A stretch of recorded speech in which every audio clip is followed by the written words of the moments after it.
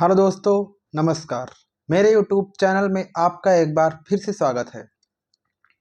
दोस्तों, हम आशा करते हैं कि आप हमारे चैनल पे आज नए आए होंगे तो सब्सक्राइब कर दिए होंगे। और दोस्तों, प्लीज़ अपने छोटे भाई को सपोर्ट करने के लिए शेयर कर दीजिएगा वीडियो। आप लोग शेयर नहीं करते हैं। दोस्तों, आज हम बात करेंगे हुमायूं के विषय में। दोस्तों, आप पिछली वीडियो में देख ही लिए होंगे कि हम बाबर के विषय में पढ़े थे। आज हम हुमायूं के विषय में पढ़ेंगे। बाबर के 4 पुत्रों के बारे में आपको बताए थे हम पिछली वीडियो में। हुमायूं, हिंदाल, कामरान और अस्करी। तो दोस्तों, जब बाबर की मृत्यु हुई 1530 ईस्वी में, तो बाबर ने अपने बड़े पुत्र हुमायूं से कहा था कि अपने चारों भाइयों में साम्राज्य को बराबर बराबर बांट लेना। दोस्तों, इतिहासकार यह भी कहते हैं कि हुमायूं जब अपने साम्राज्य को बांट दिया, अर्थात अपने भाइयों में बांट दिया बराबर बराबर, तो उससे उसकी शक्ति कमजोर पड़ गई। तो देखते हैं दोस्तों कि बाबर, आप जानते हैं कि हुमायूं के पिता का नाम बाबर था। और हुमायूं का अर्थ होता है दोस्तों भाग्यशाली। हुमायूं का जो अर्थ होता है भाग्यशाली। लेकिन कहा जाए, इतिहासकार भी कहते हैं कि वो भाग्यशाली नहीं था। भले ही उसके नाम का अर्थ भाग्यशाली था, लेकिन अपने पूरे शासन काल में उसका लक उसका साथ नहीं दिया। दोस्तों, आप जानते हैं कि हुमायूं जिंदगी भर लड़खड़ता रहा। आप यहाँ देख ही रहे हैं कि 1530 ईस्वी में शासक बना और 1530 से 40 तक तो शासन किया वो। लेकिन 1540 में उसे, आप शेरशाह सूरी का नाम सुने होंगे। शेरशाह सूरी, शेर खां, जो बिहार में उस समय शासन कर रहा था। तो 1540 ईस्वी में वह हुमायूं को पराजित करके कन्नौज और बिलग्राम के युद्ध में भारत से भगा दिया दोस्तों। अर्थात हुमायूं डर से, शेरशाह सूरी के डर से भाग गया और 1555 में वापस आया वो भारत में। तो दोस्तों, उसका शासनकाल 1530 से 1540 और 1555 से 1556, और 1556 में दोस्तों उसकी पुस्तकालय की सीढ़ियों से उतरते वक्त लड़खड़ा कर उसकी मृत्यु हो गई। तो इसीलिए इतिहासकार कहते हैं दोस्तों कि हुमायूं जिंदगी भर लड़खड़ाता रहा और लड़खड़ाने से ही उसका देहांत हो गया। दोस्तों, आप देख ही रहे हैं कि हुमायूं के, हम कुछ सैन्य अभियानों के विषय में बात कर लेते हैं। हुमायूं ने सैन्य अभियान किया था, कलिंजर का अभियान किया था 1531 ईस्वी में। दोस्तों, 1531 ईस्वी में कलिंजर का अभियान किया था हुमायूं। वहां के शासक थे कीरत सिंह। कीरत सिंह के विरुद्ध किया था। और आप जानते होंगे कि शेरशाह सूरी की जब मृत्यु हुई थी, जब हुमायूं वापस आया था 1555 में, तो वही शेरशाह सूरी की मृत्यु के उपरांत आया था ये। तो शेरशाह सूरी की मृत्यु जब हुई थी, ये कलिंजर के अभियान के उपरांत कीरत सिंह से लड़ाई के विरुद्ध हुई थी। कीरत सिंह से शेरशाह सूरी का युद्ध उस समय चल रहा था और उसी युद्ध के दौरान कलिंजर अभियान में शेरशाह सूरी की मृत्यु हो गई थी। शेरशाह सूरी के विषय में हम अगले वीडियो में देखेंगे डिटेल में। आगे देखते हैं कि चुनार का अभियान किया। चुनार, जो कि यूपी में पड़ता है दोस्तों, 1532 में चुनार का अभियान किया था हुमायूं। और आगे गुजरात अभियान। दोस्तों, गुजरात अभियान ये 1535 ईस्वी में किया था। आप देख ही रहे हैं 1535 ईस्वी में हुमायूं गुजरात का अभियान किया और उस समय गुजरात का शासक बहादुर शाह था। दोस्तों, यह वही बहादुर शाह था, जो मेवाड़ की रानी, मेवाड़ की रानी कर्मवती,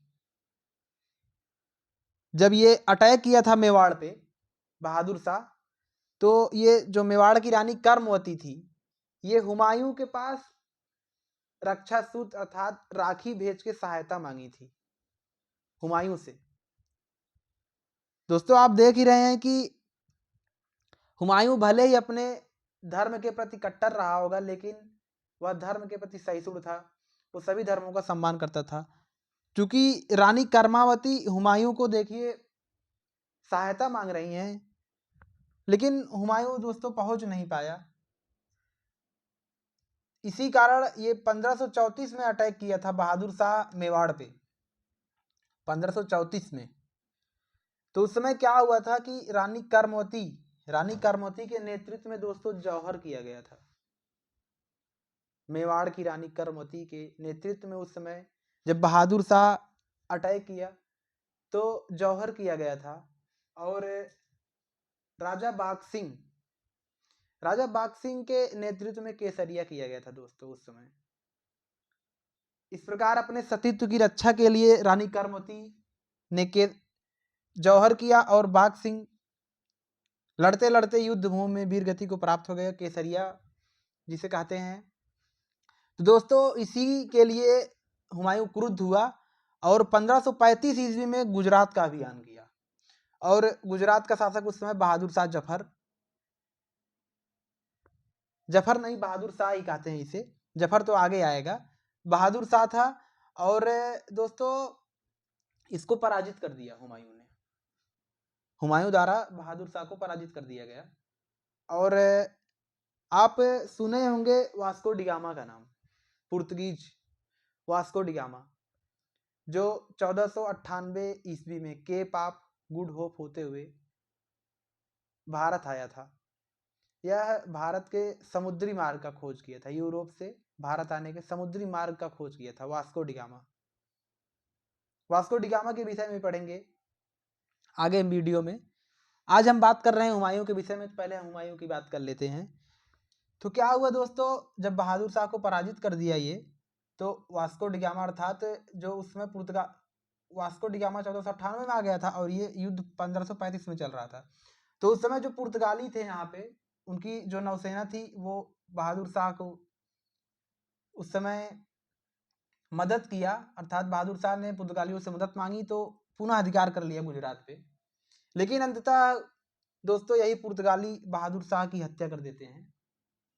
तो दोस्तों इस प्रकार हम आगे देखते हैं कि हम हुमायूं के सैन्य अभियान की बात कर रहे थे। दोस्तों चुनार पे हुमायूं ने फिर से घेरा डाला, हुमायूं द्वारा चुनार पे घेरा डाला गया अर्थात अटैक किया गया। उस समय चुनार में शेर खां अर्थात शेरशाह सूरी था दोस्तों। तो शेरशाह सूरी को वहां से भगाने के लिए हुमायूं द्वारा चुनार पर घेरा डाला गया और शेरशाह उस समय भाग करके बंगाल चला गया और उस समय शेरशाह बंगाल को तबाह कर दिया। लेकिन दोस्तों जब बंगाल तबाह हो गया तो हुमायूं द्वारा उसे पुनः बसाया गया और उसका नाम जन्नताबाद रखा गया। अपने पुत्र के नाम पर उसका नाम रखा जन्नताबाद। दोस्तों आगे हम देखते हैं कि जब ये जन्नताबाद बसा दिए बंगाल को दोबारा, तो उससे शेरशाह सूरी अर्थात शेर खां बहुत क्रुद्ध हुआ, जिसके उपरांत इन दोनों के मध्य चौसा का युद्ध लड़ा गया। चौसा के मैदान में दोनों की सेनाएं आमने सामने हुई और घमासान युद्ध हुआ दोनों शासकों के मध्य, शेर खां अर्थात शेरशाह सूरी और हुमायूं के मध्य दोस्तों। तो क्या हुआ कि इस युद्ध के दौरान, और ये जानते हैं दोस्तों ये स्थान जो है बिहार में पड़ता है, चौसा नामक स्थान। तो शेर खां जो है जीत गया और हुमायूं हार गया। तो दोस्तों इसकी सेना में भगदड़ मच गया और हुमायूं भी भागने लगा और शेर खां ने उसका पीछा किया।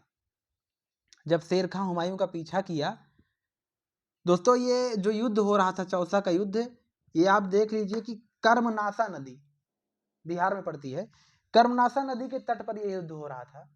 तो क्या हुआ कि हुमायूं जब भागा तो उसके सामने नदी पड़ गई और उस समय दोस्तों नदी में पानी का बहाव भी बहुत तेज था। तो चूंकि क्या हुआ कि हुमायूं को तैरना नहीं आता था। हुमायूं नदी में कूद तो गया लेकिन डूबने लगा वो।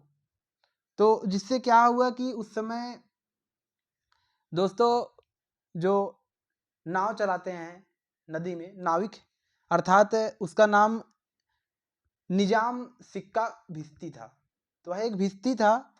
तो हुमायूं ने उससे मदद मांगी कि हमें नदी पार करवा दो, अर्थात हमें डूबने से बचा लो।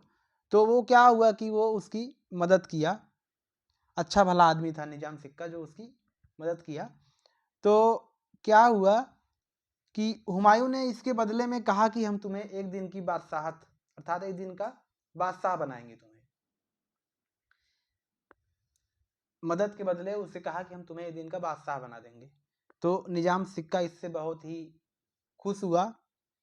तो वो सोचा कि हम अपने नाम को इतिहास में कैसे अमर करें, अर्थात मेरा नाम इतिहास में तभी लिखा जाएगा जब हम कुछ अलग करेंगे। एक दिन का बादशाह बना था। तो सोने चांदी के सिक्के तो सब चलवाते हैं, वो सोचा कि सोने चांदी के सिक्के तो सब चलवाते हैं, हम कुछ अलग करें। तो वो चमड़े के सिक्के चलवा दिए दोस्तों। एक दिन का शासक बना और चमड़े के सिक्के चलवा दिया वो। और दोस्तों इस प्रकार ये जो कहानी है कि शेर खां हुमायूं का पीछा किया और ये नदी में डूबने लगा, इस सब की कहानी दोस्तों, इसका हमको कहाँ से ज्ञान प्राप्त होता है? हुमायूं नामा से दोस्तों। हुमायूं नामा, हुमायूं नामा ये हुमायूं की बहन थी गुलबदन बेगम। गुलबदन बेगम द्वारा लिखा गया हुमायूं नामा से हमें ये सब ज्ञान प्राप्त होता है, चमड़े के सिक्के के विषय में और ये निजाम सिक्का भिश्ती के विषय में दोस्तों। लेकिन दोस्तों 1539 का युद्ध आप देख ही रहे हैं, 1539 चौसा का युद्ध। इस युद्ध के उपरांत हुमायूं भारत छोड़ के नहीं भागा था दोस्तों। अगला युद्ध होगा 1540 ईस्वी में, कन्नौज या बिलग्राम का युद्ध। दोनों शासकों की सेनाएं आमने सामने होंगी और दोनों में घमासान युद्ध होगा। इस युद्ध की चर्चा हम अगले वीडियो में करेंगे आपसे। क्योंकि दोस्तों क्या हुआ कि इस युद्ध के उपरांत ही हुमायूं डर गया और डर के भारत छोड़ के भाग गया। तो दोस्तों अगर आपको वीडियो अच्छा लगा हो तो प्लीज सब्सक्राइब कर दीजिएगा चैनल, और प्लीज दोस्तों शेयर कर दीजिएगा, और यदि कोई त्रुटि रह गई हो तो कमेंट कर दीजिएगा। धन्यवाद दोस्तों, आपका दिन शुभ हो।